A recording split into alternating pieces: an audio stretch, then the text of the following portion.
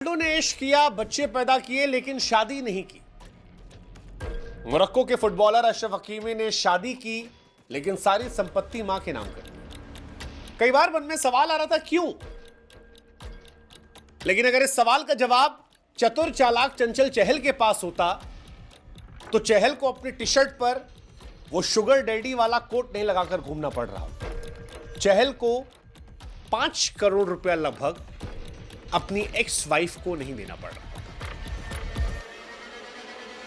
लेकिन जब यह घटना हुई तो हिंदुस्तान में कई लोगों के मन में यह सवाल आया कि अगर दहेज लेने को भारत में अपराध माना जाता है तो फिर एलुमनी लेना कम से कम सशक्त, मजबूत, इंडिपेंडेंट और सेल्फ मेड महिलाओं के लिए अपराध क्यों नहीं?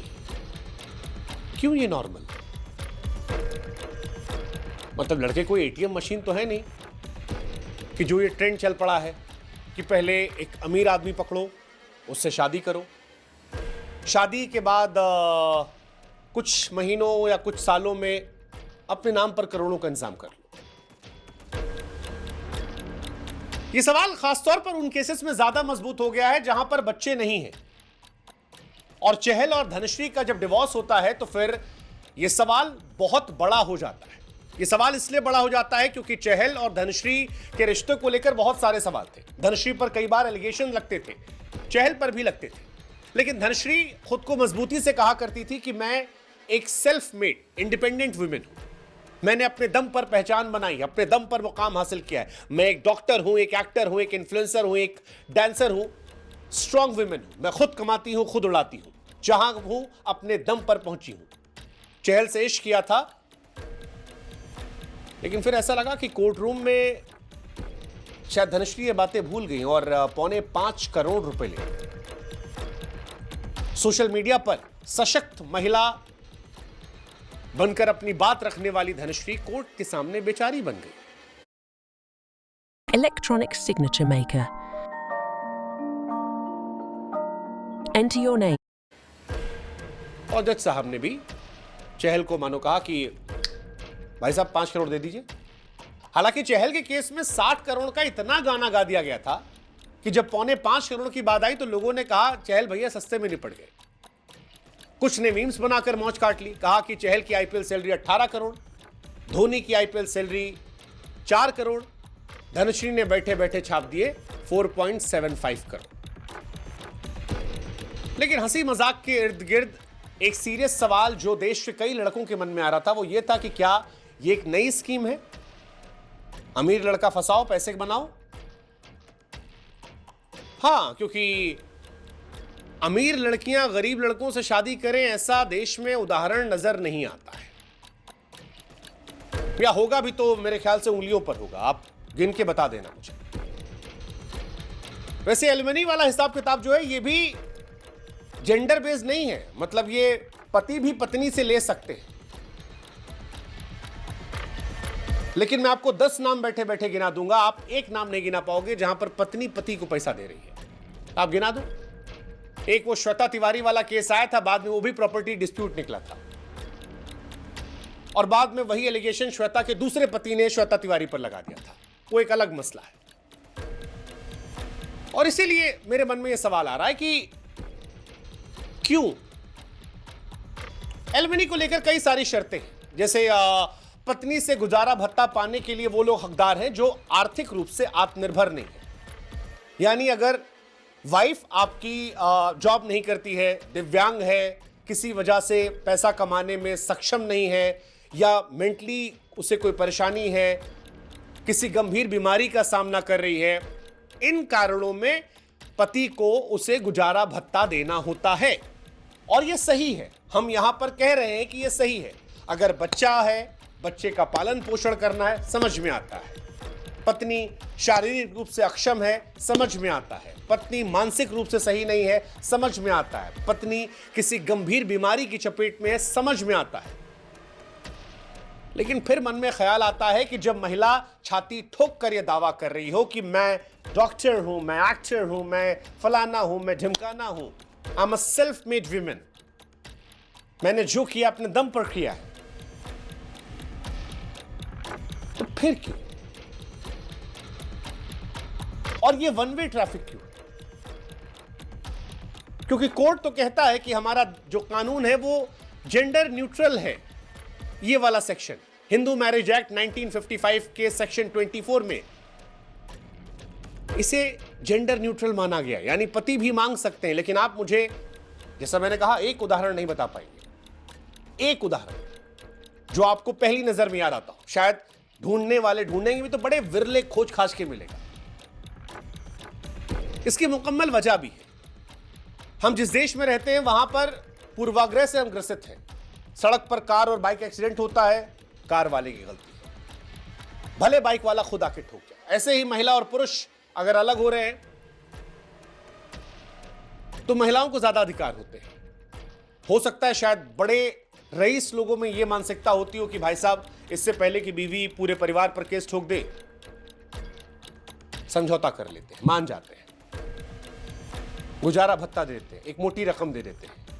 हालांकि इस विषय पर हमने कई महिलाओं से भी बात की। हमने उनसे समझने की कोशिश की कि क्या वजह हो सकती है कि जो महिलाएं इस तरह से पैसा मांगती हैं। चहल के केस में खासतौर पर कई महिलाओं ने हमसे कहा कि चहल और धनश्री के केस में धनश्री को अपनी दूसरी जिंदगी शुरू करने में बड़ी तकलीफों का सामना करना पड़ेगा। चहल के फैंस उन्हें ट्रोल करेंगे, चहल के फैंस उनके पीछे पड़ेंगे। ऐसे में पैसा रहेगा तो ये एम्पावरमेंट देता है, ताकत का एहसास कराता है। फिर मेरे मन में सवाल आया कि तो फिर ये नहीं कहना चाहिए ना कि I am a self made women. फिर जो चहल आपका मजाक उड़ाने के लिए टी शर्ट पहन रहा है जिसमें लिखा है be your own sugar daddy, या वो लोग जो आपको गोल्ड डिगर कह रहे हैं, उन बातों से आपको बहुत परहेज नहीं करना चाहिए क्योंकि आप पैसे ले रहे हो।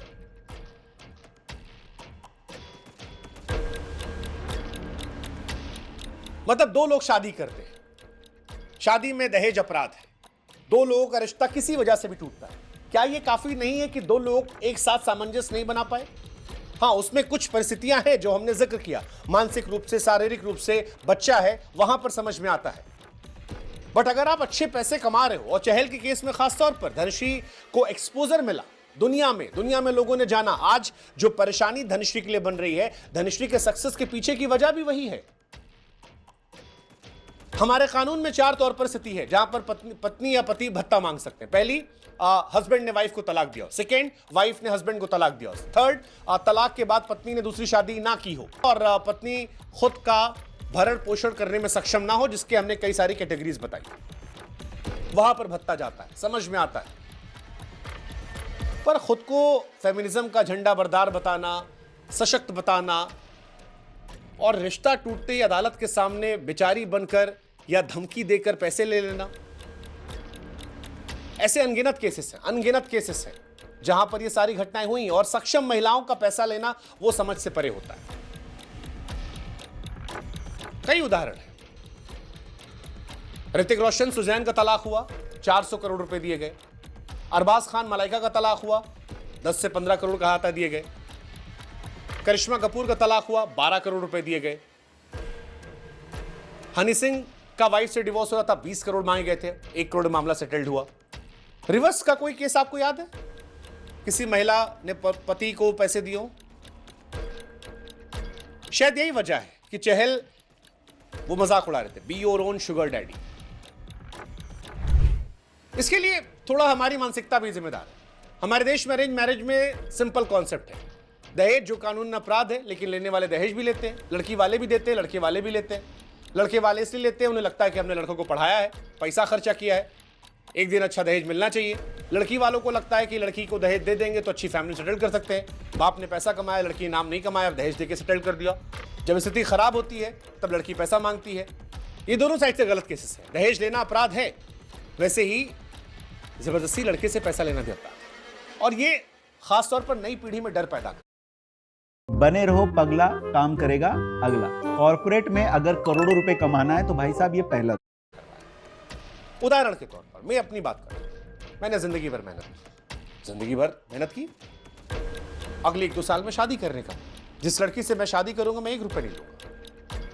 लेकिन अगर किसी कारणवश लड़की की मां, लड़की, मेरी गलतियां, मेरे माँ बाप, काम, हमारे बीच के सामंजस्य, कोई भी वजह, अगर हमारे बीच में रिश्ता नहीं चल पाता है तो क्या उस लड़की के लिए मैं एटीएम मशीन बन सकता हूं? नहीं। ये शादी जैसे रिश्ते को लेकर डर पैदा करता, और यही वजह जो शुरुआत में उदाहरण दिए कि रोनाल्डो ने शादी नहीं की, बच्चे पैदा कर लिए। दूसरे फुटबॉलर ने अपनी मां के नाम सारी संपत्ति कर दी। धनश्री के केस में ज्यादातर सवाल इसलिए उठ रहे हैं क्योंकि धनश्री पढ़ी लिखी रही, धनश्री एम्पावर्ड है, वो अच्छे पैसे कमा रही है, शादी से उन्हें कोई बच्चा नहीं हुआ था, 18 महीने शादी चली थी। हालांकि धनश्री के फैंस का भी जो तर्क है उससे भी हम पूरी तरह नकार नहीं रहे हैं कि धनश्री के लिए शादी, सेकेंड मैरिज इतनी आसान नहीं होगी, उन पर डिवोर्स का लेबल अप्लाई है, ये सच है। लेकिन ये हमारे समाज की देन है।